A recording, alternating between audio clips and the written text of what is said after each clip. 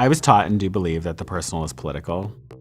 Because of who I am and what I'm interested in doing in terms of Indigenous representation, I want long-term evidence that Native people exist, are present, and contribute.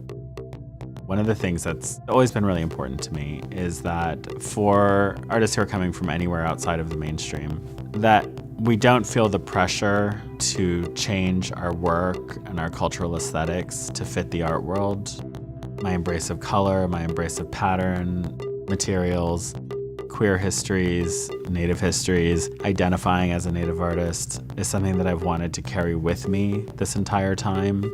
So now I think it's sort of like, well, what are the new stories to write with this information?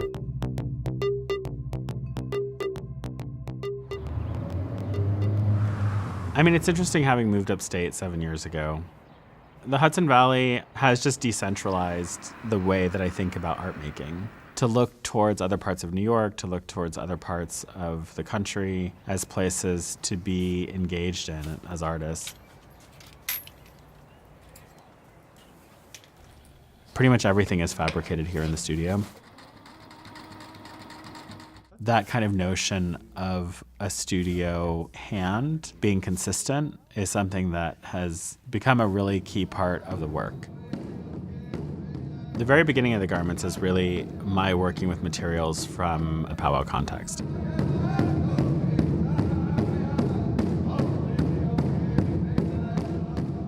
I view powwow as a modern invention in the face of colonialism. In many Indigenous cultures, a garment is made for somebody specifically. It's very different from fashion in the sense that it's not transferable. That idea of how they're suspended from the ceiling comes from the idea that there's a garment which is looking over you that's representative of protection, it's representative of a familial, generational, cultural history. And it really impressed me that people would believe that this garment could protect them. And the subject isn't really about whether that's true or not. The subject for me is about, could I potentially have that belief? Like, what is it about our contemporary society that doesn't allow me to believe that the making of an object can bring protection?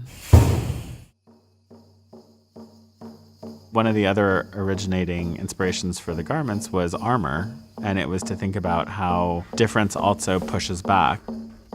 I would say this is probably going to weigh about, at this point, probably about 12 pounds per arm.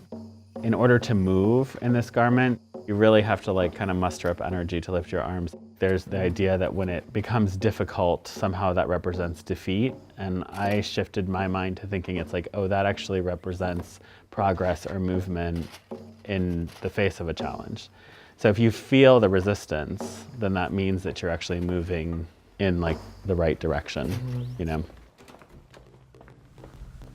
The flag started, I would say, considering my relationship to an American identity. Let's do white, white, and then a little bit of the star pattern coming in there. It is not about countering the American flag. It's sort of like a personal interpretation of my vision of America. And it's based on the identities that I don't see being celebrated at a national level. And so having identified or having been identified as a minority, as a peripheral culture, as not having been acknowledged in many parts of the United States, I also wanted to extend that to other people who I see in similar situations by acknowledging them in this flag. A flag is this interesting thing to me because they really historically are used to claim. I return to that thinking about this space of when people walk in and when they're waiting to purchase their tickets. And so what do you want to say in that kind of singularly framed statement? And at this moment, this is what I wanted to talk about.